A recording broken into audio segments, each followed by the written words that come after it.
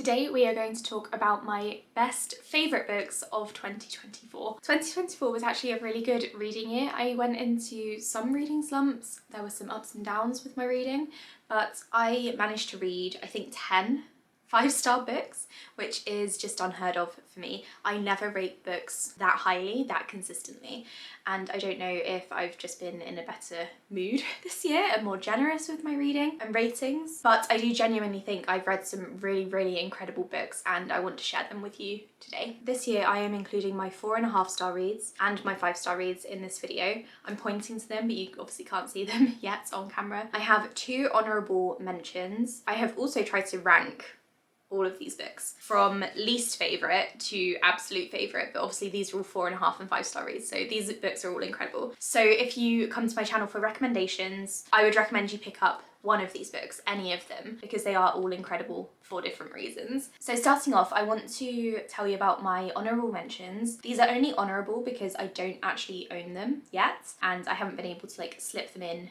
to these piles. I did give them both 5 stars. The first one is Something is Killing the Children Volume 4. This is a series that I read and completed in 2024, and it ended up being an incredible series about monsters and monster hunters. And Volume 4 is the only one that I rated 5 stars.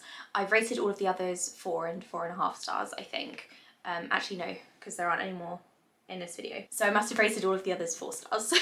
I love that series, it's really good, really dark, really gory. I also read Our Little Secret, which is a graphic memoir about a woman who was groomed by an older man. I gave this one 5 stars as well. It was absolutely incredibly written, really emotional. It's only an honourable mention, as I say, because I don't own it and I don't know if I will purchase it. I kind of want to support the author. I got it from the library before. But I'm not sure if I will ever reread it because it was really quite harrowing. I don't know, I'll have a think about that. And then the other honourable mention that I want to shout out is We Used to Live Here. I gave this one 5 stars as well, but because I don't own it yet, I don't know where to slip it into these piles. This is a horror book about a couple who are trying to flip a house, and then the people who used to live in the house come over and are like, we're just passing by, do you mind if we come in? And the main character does let them in for a little bit and then starts to regret that choice quite quickly. It's a really good book, and I have pre-ordered the paperback because I'd like to reread it at some point. I did very much enjoy it. So now we're going to get into the books that I actually own, and you'll see my ranking for the best books of 2024. So obviously starting off with my 4.5 stars, the book that I loved but put at the bottom of this list is In My Dreams I Hold a Knife by Ashley Winstead. This is the first book I read by her and it's my favourite so far.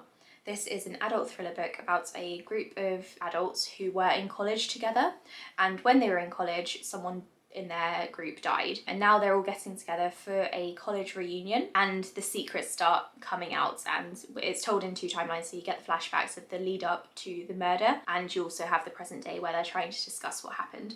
I would love to reread this one now that I know what happened. It's a really good book, really dark. It reminds me of another book that I can't quite, it's on the tip of my tongue. If I remember it, I'll put the cover up here, otherwise this is a really pointless thing to say, but it is reminding me of something else. I really liked the way that this one ended. I really liked the romance in this one, weirdly, like the ship was really good, and I don't normally say that in thriller books, but well done Ashley Winstead for this. So this is the one at the bottom of my best books pile. The next one that I also gave 4.5 stars to is Artificial Condition. I kind of gave this 4.5 to 4.75, so I've read this one twice this year and I do absolutely love it. It's the second Murderbot book. First time I read it I gave it 4.5 and the second time I gave it 5, so really it's probably a 5 star, but we're gonna go somewhere in the middle with 4.75. This is the one that introduces art and it's a really fun, thrilling sci-fi read. So I love this one. I love the audiobooks for this. I'm hoping to read more of them in the new year when I'm away, because the audiobooks are only about 4 hours long, so they're really quick ones to get through. The next one on my list is Bride by Ali Hazelwood. I actually love this book and I don't understand why people aren't enjoying it. I think it's probably a bit of a shock for people because it's very much a paranormal romance, which isn't what Ali Hazelwood is known for, and it's also werewolf romance, shifter romance, and I have personally read a lot of them, so I know what to expect.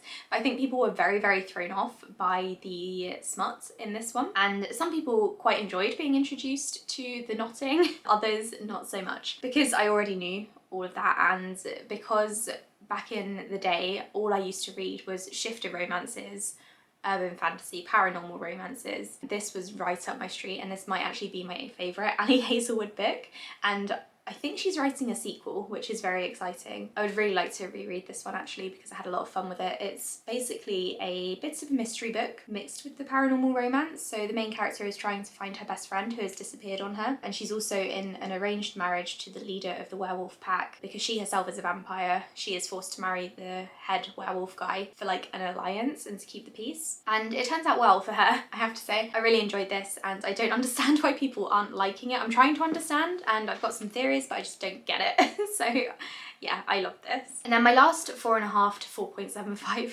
star read was Parasite by Darcy Coates. I love this one. So originally this was written as short stories, I think. It's now been compiled into this full-length novel, and each short story follows a different group of characters who are all dealing with the same thing, and that is this parasite. So it's set in space or on the moon.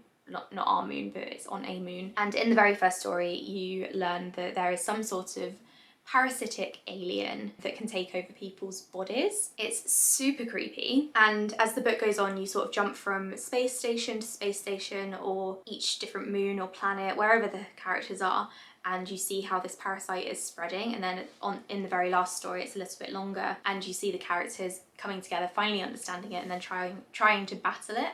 And it's such a good book. I would highly recommend this one. This is such a good space horror read, and it's one of the books that made me realise that space horror is my favourite genre at the moment. I would love to find other books like this because I want to replicate the feelings that I had while reading this. It was super creepy, as I said, and like chilling. I would actually like to reread this one right now that I'm talking about it, but I'll probably wait until the new year. Okay, and now we're into my 5-star reads. I have, how many do I have here? 7 of them, and these are the best of the best. These are all of the books that I absolutely loved in 2024, and I don't really have a bad word to say about any of them, really. So starting it with the bottom of my 5-star reads, I have The Serpent and the Wings of Night. This one was a complete surprise. I wasn't expecting to give this 5 stars, but I ended up really, really enjoying it. It gave me slight Throne of Glass vibes, and I think that contributed to the 5-star rating because it just felt very familiar. In the case of this one, that's not a bad thing.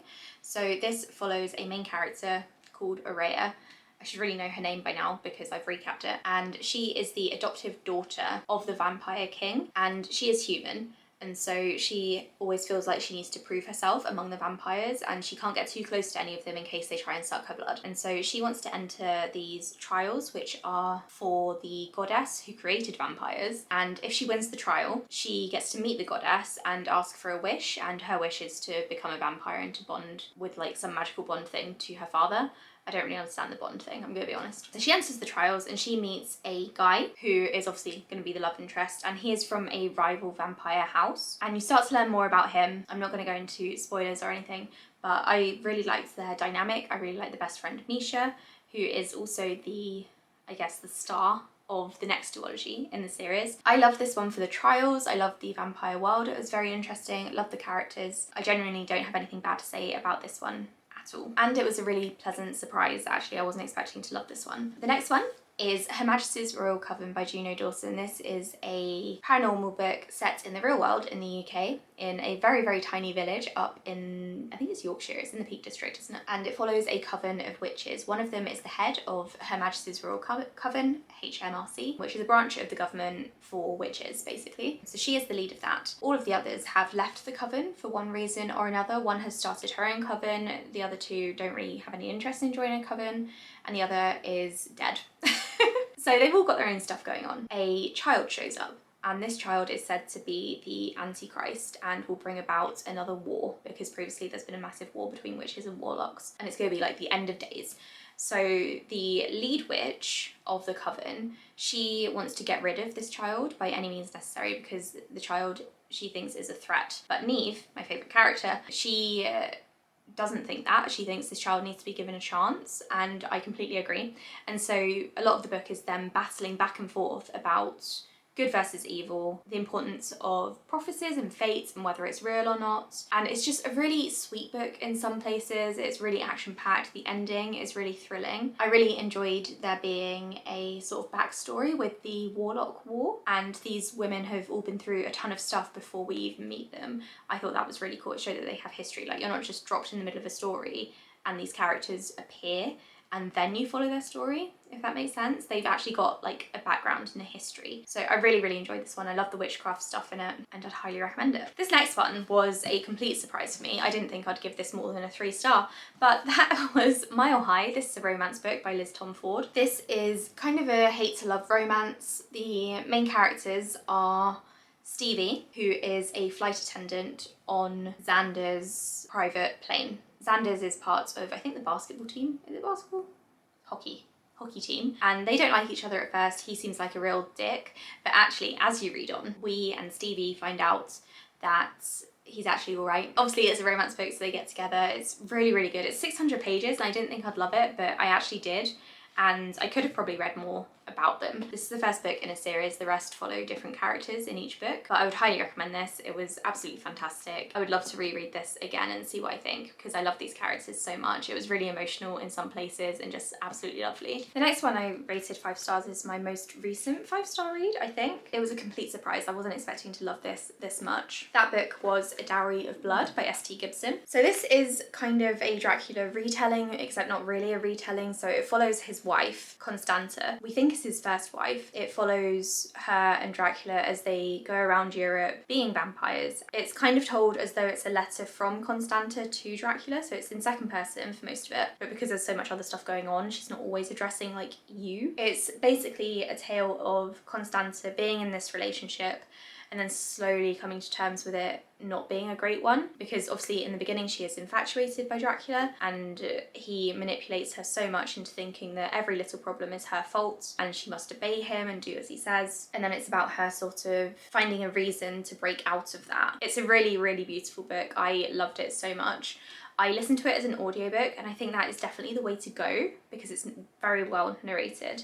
I would actually really like to reread this one as well. Obviously, I'd like to reread all of these because they're all such highly rated books, but this one in particular, I think I would get a lot out of a reread. I really enjoyed all of the characters in this one and the character relationships with each other. I really enjoyed the ending as well and the way that Constanta ended up, without spoiling anything. It's really an incredible book and it's beautifully written, and I think the author handled the abusive relationship very well and very respectfully. And so I'd really like to check out more of this author's stuff. I know that her other books aren't very well received, but I do have one of her other books on my shelf, and I want to give An Education in Malice a go anyway, even if I'm not going to love it. I just want to try because I want to see if she is going to be an all-time favourite author for me. So that's this one. And then we're into my top 3. It was quite hard to rate these, but I think I've got it right. Yeah, you'll see once I get to my top book of 2024. In third place is The Very Secret Society of Irregular Witches. This is a cozy fantasy book about a witch who is asked to go and help train a bunch of younger witches to use their powers. However, witches aren't meant to gather in one place because if too many of them gather, it could become a problem. Humans could find out, it could be really dangerous. But she goes over there anyway, and she meets the hot librarian and she meets the 3 girls, and just, it's like a found family situation.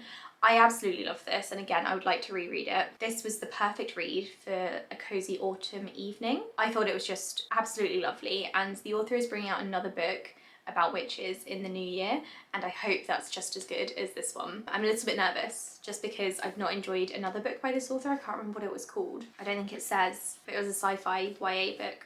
But I think she's much better at writing adult cozy fantasy, I have to say. So I really enjoyed this one. I'd highly recommend it for like cozy, fun family vibes. It was just lovely. In second place is Just for the Summer by Abby Jimenez, who is an auto-buy author for me. I absolutely love all of her books. I've not read 2 of them, to be fair, but I will one day. This one is like a summary romance book, but I would say it's actually more of a literary contemporary book with romance in there as well. She writes dark topics within her romance books really well, and this is about a main character called Emma who has a very difficult relationship with her mum, who's called Amber. I'm sure everyone has heard about the curse in this one. So the main character, the main character, Justin, he has a curse. He'll be in a relationship and then he'll break up with the person, and then straight away that other person will find their true love or soulmate, and Justin is just left on his own to find another person to do the exact same thing. And then Emma says that she also has this. They decide to date for a little bit and then break up, because in theory that means that they should both find their person afterwards. I feel like there could have been a bit more focus on the curse aspect. I know it's not a real curse, but that sort of dynamic could have been very interesting, but instead Abby Jimenez chose to write about the relationships between all of the characters. Emma and Amber have a very challenging relationship. It's absolutely awful. And then Justin and his mum have a bit of a difficult relationship as well, because she is about to be imprisoned. I can't remember what it is that she has been arrested or imprisoned for, but Justin realises that he's going to have to step up and take care of his whole family. He's got a lot of siblings that need help, and he's the only one who can do that, and he's dealing with that pressure while they're also dealing with their relationship together. I love Abby Jimenez's stuff. I cry over her books quite a lot, and I think she's just such a talented writer, and I'd highly recommend this one. Okay, and now we're on to my number one book of 2024. I read this one right at the start of the year, and I am still thinking about it. It is an incredible book, and that is A History of Burning. This is a historical generational story. You all know that I love that. It's initially set in India for the first couple of chapters, and the main character is 13 years old, and he is offered a job by a British person. He is asked to go over to East Africa to work on the railway there, and this British guy basically gets him to sign this contract even though the main character can't read, and that means that he has to get on a boat, go over to East Africa, thinking that he's going to be able to send money back for his family, but it doesn't really work out that way. And so then you follow the generations after this guy who is taken over there, and how they are coping with being settled in Uganda when they're Indian and they're feeling completely disconnected from their family history, from their other family members who stayed in India. I absolutely love generational fiction, as you know. I love historical fiction as well, and I love learning history about places that I've not really learnt much about. So in this case, Uganda and the time period around like the turn of the century. I thought it was really interesting to read about the dynamics between the Indian people who were forcibly taken over there and then settled there, and the native Ugandan people whose home was basically, you know, invaded and colonized, and they didn't really have a choice, and so they were sort of blaming the Indian people even though it wasn't the Indian people's choice to go over there. They were sort of either tricked into it or stolen away from their families in India. And I really enjoyed reading about this family who were all going through very similar things but at different times. Reading about the relationships with each other and with, you know, their neighbours, with the government and the countries that they were in was very interesting. Eventually the family gets to Canada, or some of them do. You read a little bit about how they're settling in there and how it's similar to Uganda but also very, very different. I would love to reread this one as well, of course, needless to say. I absolutely loved it. It's a 5+ star read for me. It's incredibly well written. I think it's a debut. It is a debut. I think the author has done a brilliant job here, and I can't wait to see what she brings out next, because if it's anything like this, I'm going to lap it up. I would highly recommend reading this, even if you don't like historical fiction. Like, it's not even that historical, it's more of a story of family and relationships. Please, if you're taking anything away from this video, read this book and any of the others I've mentioned as well. So those are my top books of 2024, the best of the best for me. I am obviously posting this with a couple of weeks to go before the end of the year, so it's possible I might find another 5-star in that time, but to be honest, I'm not really reading that much at the moment anyway because I'm doing all of these Booktube videos. I think I'm feeling pretty confident with this list that these are the best of the year. Let me know what your favourite book of the year is in the comments below, whether it's just one or if you've got 5 of them. Tell me, and maybe I can do a video reading them. I think that would be quite fun. Thank you so much for watching, and I'll speak to you all in the next video. Bye.